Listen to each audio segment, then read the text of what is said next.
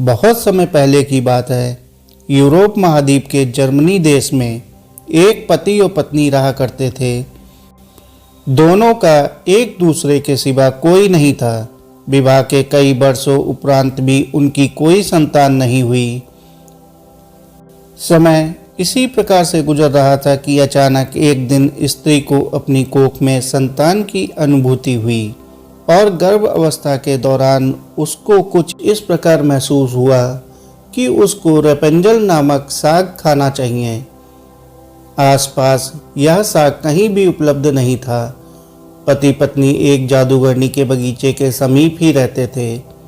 पत्नी के मन की बात जब पति ने सुनी तो पति ने उससे वादा किया कि वह उसके लिए रेपेंजल नाम की यह साग साथ लेकर आएगा। बगीचे में चोरी से घुसकर उसने वह साग अपनी पत्नी के लिए तोड़ा और यह क्रम कई दिनों तक चलता रहा। एक दिन बगीचे की मालकिन जादूगरनी ने, जिसका नाम डैम गोथेल था, उसे यह चोरी करते हुए देख लिया और जादूगरनी ने पति को बंधक बना लिया। पति जादूगरनी के सामने बहुत गिड़गिड़ाया और अंततः जादूगरनी एक शर्त पर वह साग उसकी पत्नी के लिए देने के लिए राजी हो गई। शर्त यह थी कि संतान के जन्म के बाद वह उसे जादूगरनी को सौंप देगा। मायूस मन से पति ने उसकी यह बात मान ली और बच्चे के जन्म होते ही उसने जादूगरनी के हाथों में अपनी पुत्री को सौंप दिया। जादूगरनी ने अत्यंत मनोयोग से उसकी पुत्री का लालन पोषण किया और उसका नाम उसी साग के नाम पर रेपेंजल रखा। रेपेंजल एक अत्यंत रूपवती कन्या के रूप में धीरे धीरे विकसित होने लगी। उसके सुनहरे बाल और आदित्य रूप की चर्चा आसपास की जगह पर धीमे धीमे से फैलने लगी। कन्या के 12 वर्ष के होते ही उस जादूगरनी डैम गोथल ने उसको एक ऐसी मीनार में कैद कर दिया जिसमें ना तो कोई दरवाजा था और ना चढ़ने के लिए ही कोई सीढ़ी। इसमें एक ऊंचे स्थान पर एक कमरा था जिसमें कि केवल एक खिड़की थी। जादूगरनी अपनी जादुई शक्तियों के माध्यम से छोटी बच्ची तक पहुंचती और हर दिन उससे मिलने के लिए दिन के समय जरूर जाती। इसी प्रकार से दिन बीतने लगे। वह बच्ची बड़ी होकर एक अत्यंत रूपवती स्त्री के रूप में विकसित हुई। उसके लंबे घने सुनहरे बाल इतने लंबे हो गए कि बाद में जादूगरनी उसके सहारे मीनार पर चढ़कर कमरे में आने जाने लगी। ऐसा करते वक्त वह रेपेंजल को पुकारते हुए कहती, रेपेंजल अपने बाल गिराओ ताकि मैं तुम्हारे सुनहरे बालों पर चढ़कर ऊपर आ सकूं। समय इसी प्रकार से गुजरता गया और एक दिन किसी अन्य राज्य का राजकुमार घूमते घूमते उसी क्षेत्र में आ गया जहां पर रेपेंजल उस मीनार में रहा करती थी। रेपेंजल की आवाज में आदित्य मिठास थी। वह जब गाती थी तो जैसे समय ठहर जाता था। एक दिन राजकुमार को टहलते टहलते एक मधुर आवाज सुनाई पड़ी। वह आवाज कहाँ से आ रही है यह जानने के लिए जब राजकुमार मीनार के पास गया तो उसे दिखाई पड़ा कि एक ऊंची मीनार के ऊपर कमरे में एक सुंदर रूपवती स्त्री रहती है।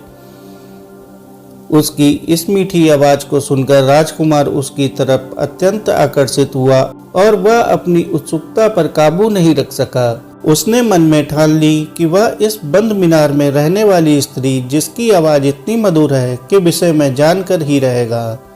एक दिन जब दिन के समय जादूगरनी रेपेंजल से मिलने के लिए आई तो उसने जादूगरनी को वह शब्द कहते और बालों के जरिए ऊपर चढ़ते हुए देख लिया। राजकुमार ने इसी प्रकार जब रात के समय रेपेंजल को पुकारा तो उसने उसे आने के लिए मीनार के सहारे अपने बालों को लटका दिया। राजकुमार ऊपर जाकर रेपेंजल से मिला। रेपेंजल और राजकुमार एक दूसरे से प्रेम करने लगे थे। दोनों ने मिलते ही एक दूसरे को पसंद कर लिया था और राजकुमार ने रेपेंजल के सामने विवाह का प्रस्ताव रखा। रेपेंजल इस पर सहमत हुई और दोनों का मिलना जुलना धीमे धीमे बढ़ने लगा। जादूगरनी डैम गोथेल रोज दिन के समय रेपेंजल को मिलने के लिए आया करती थी। राजकुमार और रेपेंजल ने मिलकर एक योजना बनाई कि राजकुमार द्वारा दिए गए रेशम से रेपेंजल एक सीढ़ी बनाएगी जिससे कि वह दोनों उस जगह से भाग सकें।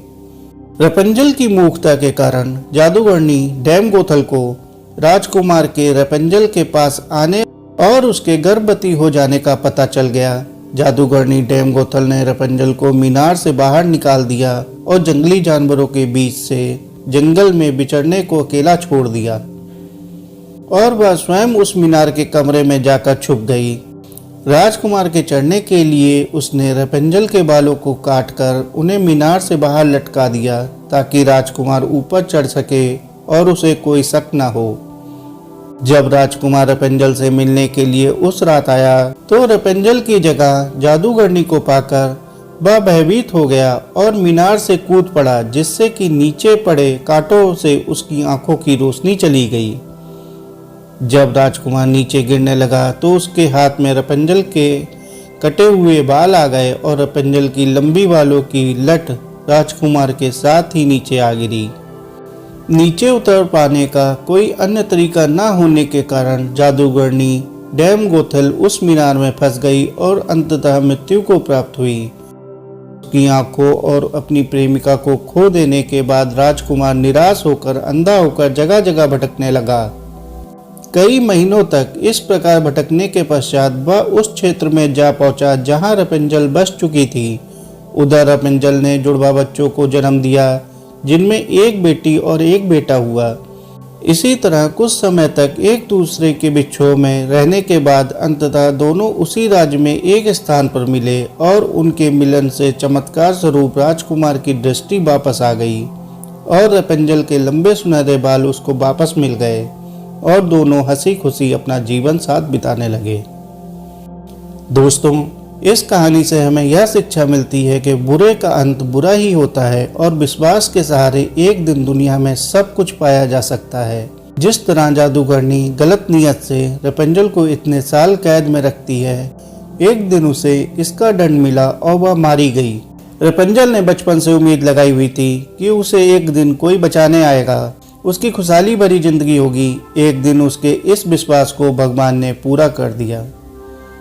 दोस्तों, आपको ये कहानी कैसी लगी कमेंट करके बताएं और इसी प्रकार की कहानियों के लिए चैनल को लाइक करें, सब्सक्राइब करें। धन्यवाद।